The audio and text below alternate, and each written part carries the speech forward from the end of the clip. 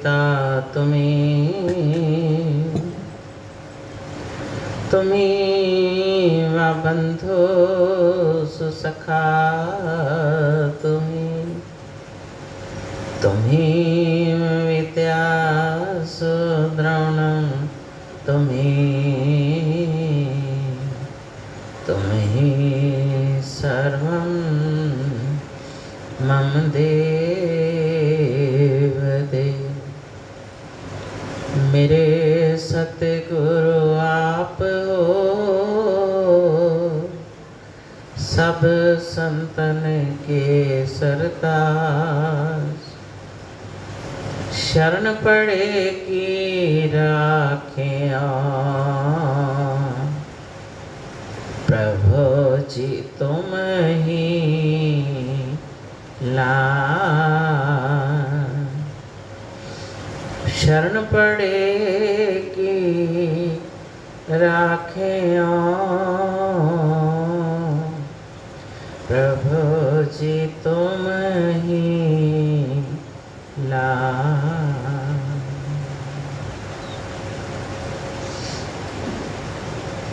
गुरुमुखा, एक बार अपनी मुख रचना को पवित्र करने के लिए सब मिलकर ऊंची और मीठी स्वर से बोलो जयकारा। बोल मेरे श्री गुरु गुरुमुखा, सत्पुरुषों की वाणी है कि दीपक गुरु का वचन है, लेकर चले जो हाथ, जगत अंधेरी कोठड़ी कबहु न भटके पाथ। सतगुरु का वचन सेवक के लिए दीपक की न्याय है। जो सतगुरु के हुक्म को लेकर चलता है, उनकी आज्ञा में चलता है, तो कभी वो मार्ग भटक नहीं सकता। संसार को एक अंधेरी कोठड़ी बतलाया है। जैसे किसी अंधेरे कमरे में घटा घोर अंधेरा छाया हो, तो छोटा सा दीपक जला दें, वो सारे अंधेरे को दूर कर देता है। तो ऐसे ही सेवक के लिए सतगुरु का वचन रोशनी का मीनार है। जहाँ जीव काल और माया में दिन रात ग्रस्त है, भटक रहा है, भूल रहा है, तो सतगुरु का वचन उसको उस अंधेरे से बाहर निकाल देता है। फिर वो कौन सी दात बख्शिश करते हैं? वो हमारे घट में ज्ञान का दीपक जगमगाते हैं। जब हमारे हृदय में ज्ञान का प्रकाश हो जाता है, तो हमें सत्य असत्य का ज्ञान होने लगता है। फिर जीव अपने सही मार्ग पर चलता हुआ उनसे सब कुछ हासिल कर लेता है।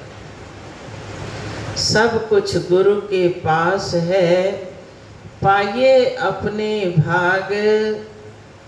निश दिन मन सौंपे रहे, निश दिन चरणन लाग। सेवक मन सौंपे रहे, निश दिन चरणन लाग। वो सर्व शक्तियों के मालिक हैं, सब कुछ उनके पास है, लेकिन हर कोई अपने भाग अनुसार ही प्राप्त कर सकता है।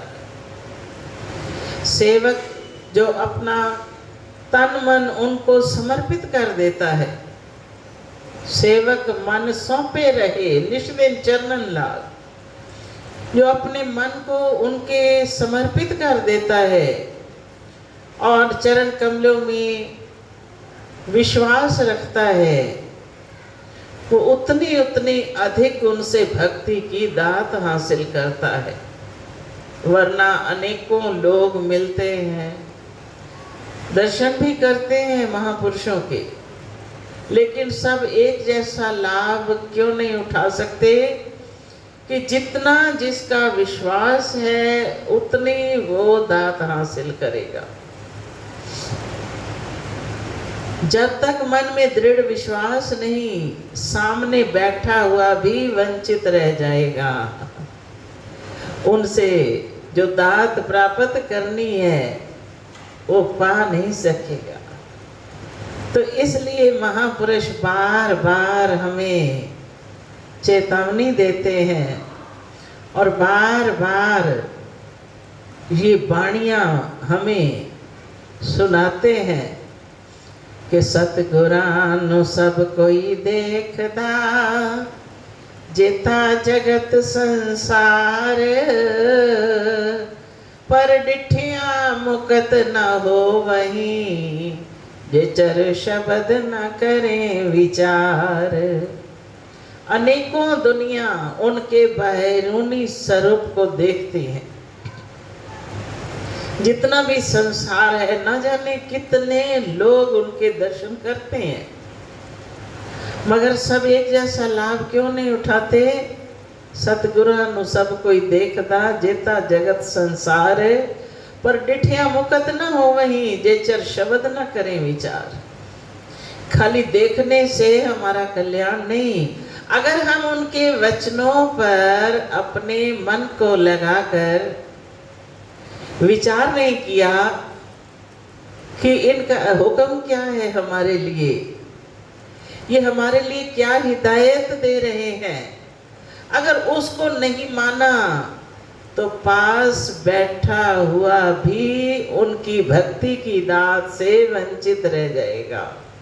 अब भक्ति को महापुरुषों ने गेंद की मिसाल भी दी है कि भक्ति गेंद चौगान की, भावे कोई ले जाए, इसमें कछु भेद नहीं, कहा रंग का राय। बच्चे खेलते हैं बचपन में, गेंद को चराहे पर रख देते हैं, फिर खेल आरंभ करते हैं। तो उसमें ये शर्त नहीं रखी जाती कि कौन सा बच्चा सुंदर है, कौन सा बलवान है, कौन सा धनवान है, कौन सा गरीब है, ये शर्त नहीं रखी जाती। गेंद को रख दिया जाता है, खेल शुरू हो जाता है, उसको जो भी जीत कर ले जाए। तो ऐसे भक्ति भी किसी के अधीन नहीं कि इसको कौन ले सकता है। जो भी चाहे इसको प्राप्त कर सकता है। रामायण में भी लिखा है कि भक्ति स्वतंत्र सकल सुख खानी, बिन सत्संग न पावै प्राणी, पुण्य पुंज बिन मिले न संता, सत्संगत संसृत करे अंता। भक्ति स्वतंत्र है, किसी के अधीन नहीं, और सकल सुखों की खान है। लेकिन पाता कैसे है कि बिन सत्संग न पावे प्राणी, बिना सत्संग के, बिना सत्पुरुषों की संगत के ये कोई भी हासिल नहीं कर सकता। और संगत किसको प्राप्त होती है? पुण्य पुंज बिन मिले न संता। जब तक इसके पुण्य कर्म एकत्र नहीं होते तब तक इसको संतों का मिलाप ही नहीं होता। सत्संगत संस्कृत कर अंता। जब सत्संग में आता है, उनकी वाणियों को सुनता है, उस पर अमल करता है, तो फिर इसका जीवन कैसा उज्जवल बन जाता है कि आवागमनों के चक्कर से छूटकर उस परम पद को हासिल करता है। मगर तब जब मन में दृढ़ विश्वास हो जाता है। एक बार हमारे श्री श्री 108 श्री सतगुरु दाता दयाल जी श्री द्वितीय पातशाही महाराज जी अभी श्री आनंदपुर की धरती खरीद नहीं की थी, तो टेरी में विराजमान थे। लक्की मरवत के कुछ प्रेमी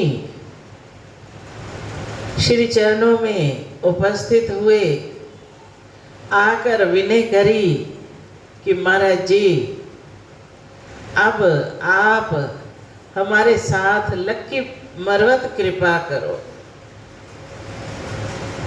अब भगवान तो भाव के भूखे हैं, किसी वस्तु के नहीं। जब भाव सहित प्रेमियों ने विनय करी तो उस विनय को स्वीकार किया, उनके साथ चल दी। लेकिन फरमाया कि हम आपके साथ चलेंगे, लेकिन हम संसार के बंधनों में नहीं रहेंगे, हमें एकांत पसंद है। उस वक्त तो अभी कभी कहीं भ्रमण करते थे। तो सब ने बेनती की, महाराज जी आपको एकांत स्थान पर हम ठहरा देंगे। अब बहुत सारे प्रेमी आए थे लेने, बेनती भी करी, सभी बड़े भाव से लेकर भी गए। तो उन्हीं प्रेमियों में एक भगत हेमराज जी थे, जिनकी बहुत ऊंचे दर्जे की श्रद्धा थी। वो भी वहीं रहते थे।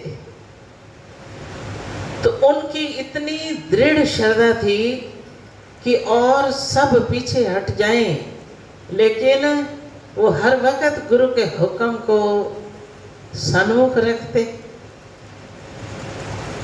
और अंतर आत्मा से उनको फिर इतना ज्ञान होता कि वो किसी की तरफ नजर उठाकर भी नहीं देखते थे। अब लक्की मरवत ले गए, एक ऐसा स्थान जहां केवल 4 दीवारी थी, खुला स्थान था। वो दिखाया कि महाराज जी ये बड़ा एकांत स्थान है, अगर आपकी आज्ञा हो तो आपके लिए यहीं आसन बनाया जाए। अब गुरु महाराज जी ने नीचे धरती पर आसन बनवाया। दिन रात समाधि में लीन रहते थे, सिमरन करने लगे। प्रेमी आते समय पर कुछ भोग लगवाते, फिर अपने अपने घरों को चले जाते। तो एक दिन रात्रि का समय था, बड़ी जोर से बारिश होने लगी।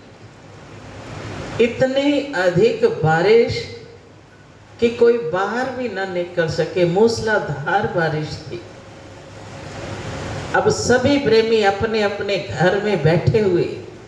उस वक्त श्री गुरु महाराज जी अपने साथ ना कोई सेवादार को ठहरने देते, केवल एकांत प्रिय था उनको। अब उनके पास तो कोई था नहीं, सिमरन में लीन थे। लेकिन इतनी बरसात हो रही कि घर बैठे बैठे सारे सोचने लगे कि इतनी बरसात है, अब प्रेमियों के घर इनको पता है, उठकर कहीं चले गए होंगे। कोई कुछ अंदाजा लगाने लगा कि उठकर किसी ऐसी जगह पर बैठ गए होंगे जहां बारिश से बचाव हो जाए। कोई कुछ सोच रहा है, कोई कुछ सोच रहा है। जैसे हम द्वापर में कृष्ण महाराज जी का इतिहास पढ़ते हैं कि भगवान को जब उंगली पर चक्कू लगा, सब इधर उधर दौड़ने लगे। लेकिन उस वक्त एक द्रौपदी थी जिसने आव देखा न ताव। उसी वक्त भगवान के रक्त की एक बूंद पर भी अपने आप को न्यौछावर कर दिया। अब ऐसे ही श्री गुरु महाराज जी तो विराजमान थे, मूसलाधार बरसात थी। भगत हेमराज जी ने सोचा कि वहाँ कोई छप्पर भी नहीं, गुरु महाराज जी न जाने भीग रहे होंगे। इतनी मूसलाधार बरसात के बाहर भी निकलने का मौका नहीं था। मगर जिनका विश्वास है, जिनका प्यार है, जिनकी अंतर की तार उनसे जुड़ी है, वो रुक भी कैसे सकते हैं। उठकर हेमराज जी चल पड़े। जाकर क्या देखते हैं कि चारों तरफ इतना जोरदार पानी बह रहा है, 1-1 फुट की ऊंचाई पर पानी है, लेकिन जहां श्री गुरु महाराज जी विराजमान है, चारों तरफ 5 फुट तक पानी का नाम निशान नहीं। अब देखकर हैरान हुए कि इतनी बरसात है, ऊपर कोई छप्पर नहीं, कोई ढकने के लिए छाता नहीं, लेकिन ये कैसी अद्भुत लीला है कि जहां प्रभु विराजमान है वहां से पानी कितनी दूर है। अब त्रैलोकी नाथ, उनके लिए कौन सा कार्य कठिन है? वो क्या नहीं कर सकते? स्वयं कुछ मांगने नहीं जाते, वो अपने प्रभु की मस्ती में मस्त थे। जब सेवक अपनी डोर सेवक मन सौंपे रहे, सेवक जब अपने मन को उनको सौंप देता है, अपने आप को समर्पित कर देता है, निष्दिन चरणन लाग, चरण कमलों में दृढ़ विश्वास रखता है, अपने आप को उनके हवाले कर देता है, मैं प्रभु तुम्हारा हूँ, तो उनकी रखवाली करने स्वयं कुदरत को भी आना पड़ता है। भगवान पल पल उनकी रक्षा करते हैं। अब वही हाल देखकर हेमराज जी को बहुत आश्चर्य हुआ। गए चरणों में नमन कर एक तरफ बैठे। जब बरसात रुकी, श्री सतगुरु दाता दयाल जी ने अपने नैन खोले तो फरमाया, हेमराज आप रात्रि के अंधकार में इतनी बरसात में यहाँ कैसे आए? तो विनती की, सच्चे पातशाह आपका प्यार खींच कर लाया है, आपके दर्शन करने आए।